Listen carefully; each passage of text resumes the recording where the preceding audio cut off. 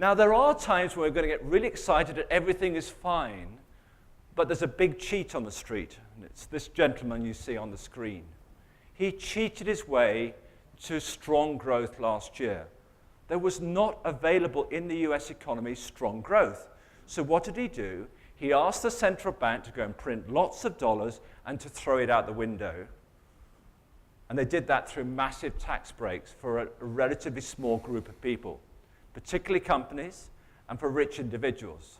And when you put those two numbers together and you work out how much money he spent, he managed to increase the national debt by 9% in 1 year.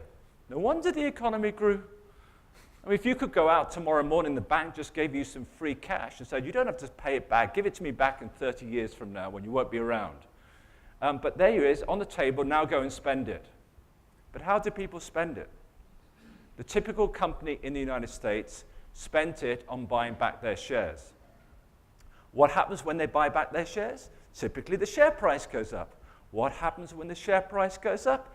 The CEO gets a big bonus. Did it create anything? No. Was there a massive investment in those companies? No.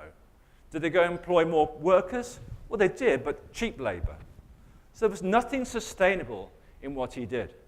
And in fact, the biggest challenge is that this is a populist president, right? All those people in the Midwest on low incomes all voted for him because he was going to look after them. He didn't. Because if you actually look at what he actually gave each citizen of the United States, that was their tax break. 2 pennies.